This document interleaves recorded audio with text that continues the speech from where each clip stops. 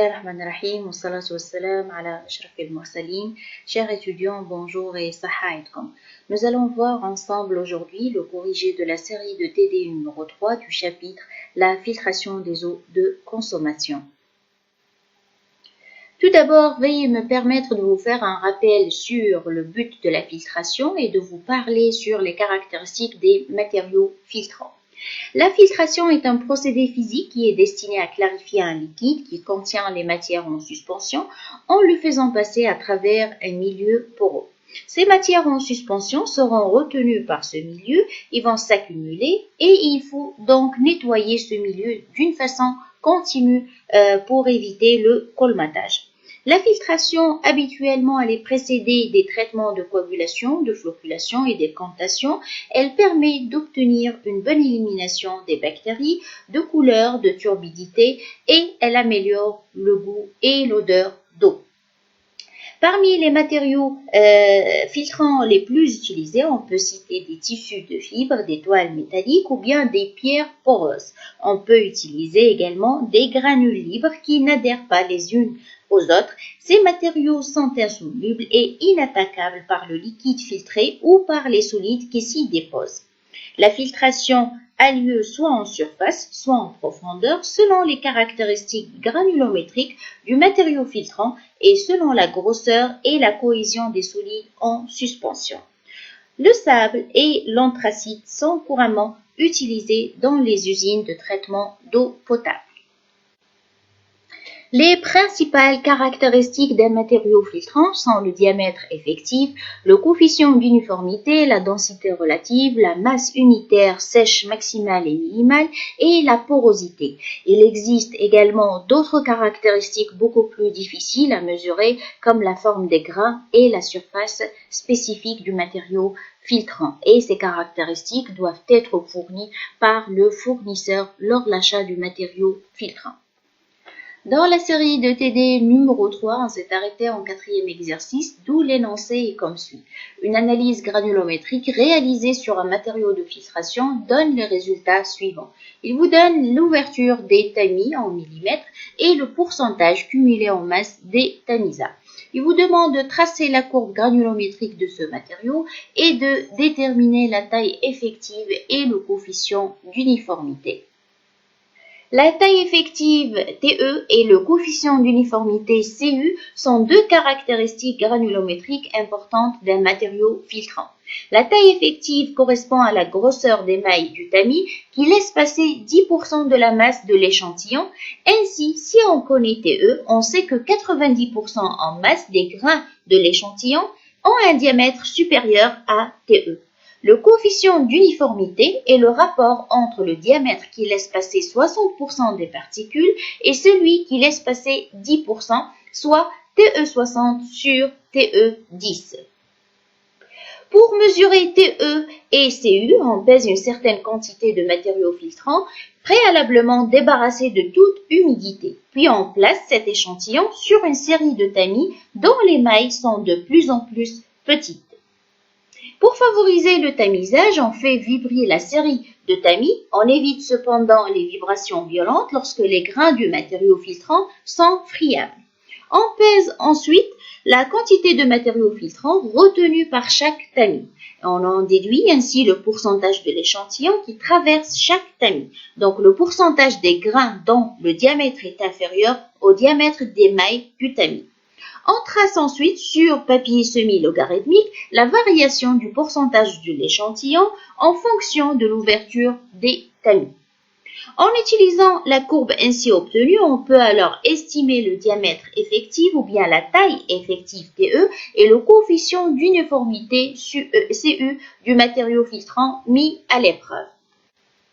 Grâce aux données de l'exercice, on peut tracer la courbe granulométrique du pourcentage cumulé des tamisas en fonction de l'ouverture des tamis en millimètres et à partir de cette courbe, on peut tirer les différents paramètres.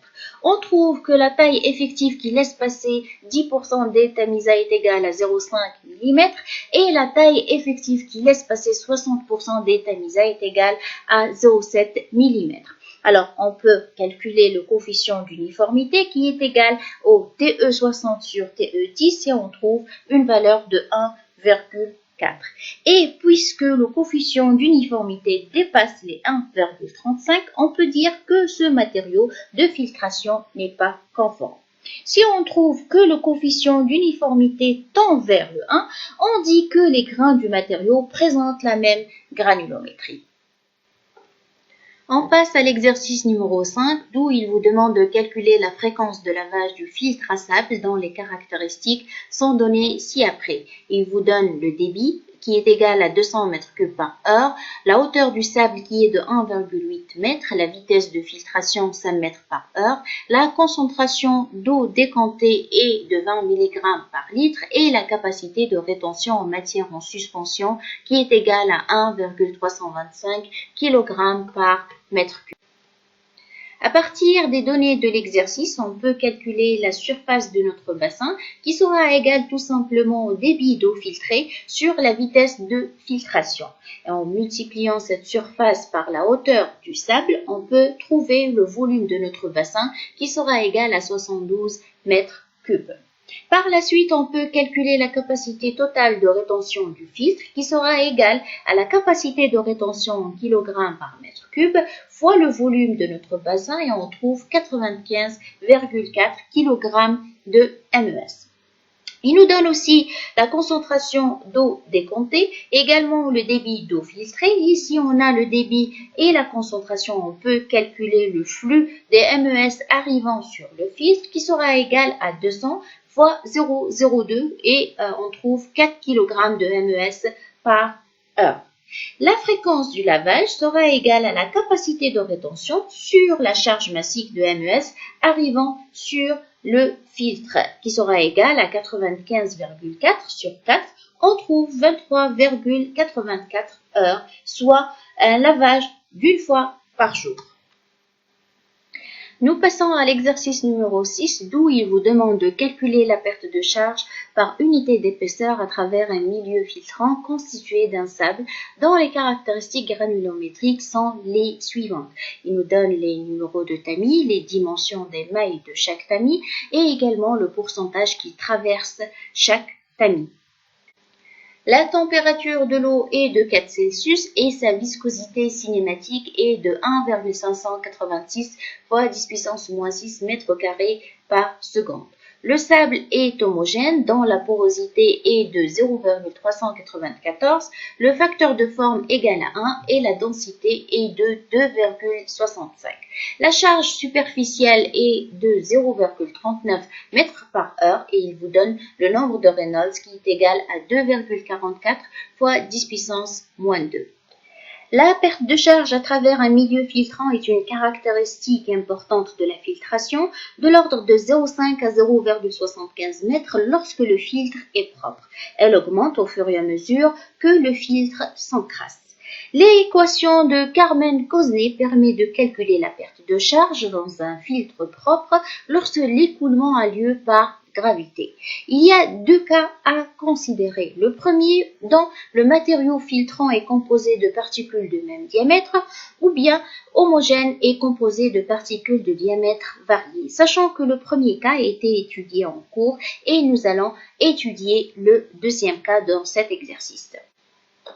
L'équation de Carmen-Cosnay est donnée par la formule suivante. Delta H est égal à F fois L sur 6 fois 1 moins E sur E puissance 3 fois U au carré sur G fois 6 sur phi fois la somme des X sur D étoiles. D'où phi représente un facteur de forme, L épaisseur du lit filtrant, F c'est un facteur sans dimension, X représente la fraction en masse retenue entre deux tamis consécutives. D étoile représente la racine de D1 fois D2 et qui représente le diamètre moyen, sachant que D1 et D2 représentent le diamètre des deux tamis consécutives. Tout d'abord, on procède au calcul du facteur F sans dimension qui est égal à 150 fois 1 moins E sur le nombre de Reynolds plus 1,75, sachant que petit e est égal à 0,394 et le nombre de Reynolds égal à 2,44 fois 10 puissance moins 2. Et on trouve que f égale à 3727,17 et on a dit que c'est un facteur sans dimension. Par la suite, on calcule la somme des x sur d étoiles, sachant que x, on a dit, qui représente la fraction en masse retenue entre deux tamis consécutifs, et d étoile, le diamètre moyen qui est égal à la racine de d1 fois d2, sachant que d1 et d2 représentent le diamètre des deux tamis consécutives. À partir du tableau, on calcule d étoiles, dimension des mailles de chaque tamis et les données en millimètres, ça veut dire qu'on doit convertir l'unité en mètres pour d étoiles, et pour avoir la fraction x, on doit diviser le pourcentage qui traverse chaque tamis par 100. Et par la suite, on calcule x sur d étoiles et on calcule la somme des différentes valeurs pour les nombres de tamis. On trouve que la somme de x sur d étoiles est égale à 2430,25. En remplaçant les différentes valeurs obtenues dans l'équation de Carmen-Kozny et on calcule la perte de charge par unité d'épaisseur, on trouve que delta H sur L est égal à 0,107 mètres par mètre. Le charbon actif fait partie d'une gamme de substances présentant une très grande porosité et une surface spécifique importante de l'ordre de 500 à 1500 m² par gramme de charbon. Ces qualités confèrent au charbon actif un grand nombre de pouvoirs d'absorption. Ce processus physico-chimique est utilisé dans les filières d'eau potable pour fixer les substances impossibles à éliminer par un traitement classique. Les composés retenus sont les adsorbats et le charbon est l'adsorbant.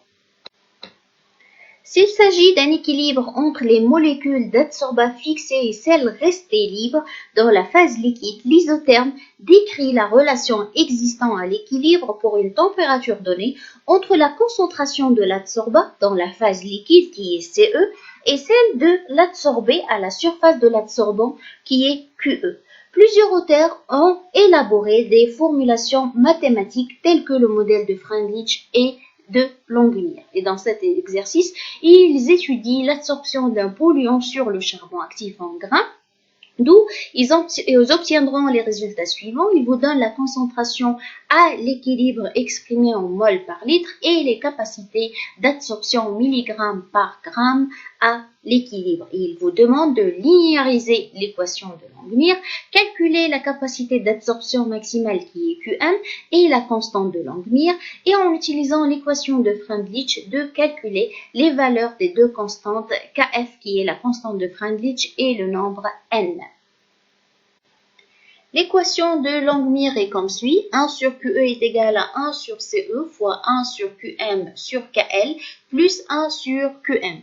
On trace 1 sur QE en fonction de 1 sur CE, ça veut dire les capacités d'absorption à l'équilibre en fonction des concentrations à l'équilibre. Nous allons obtenir une droite de forme Y est égale à AX plus B. L'ordonnée à l'origine nous permet de calculer Qm. On trouve que Qm égale à 242,42 mg par gramme. Et la pente de notre droite nous permet de calculer et de déduire QL qui sera égal à 0,1 litre par gramme.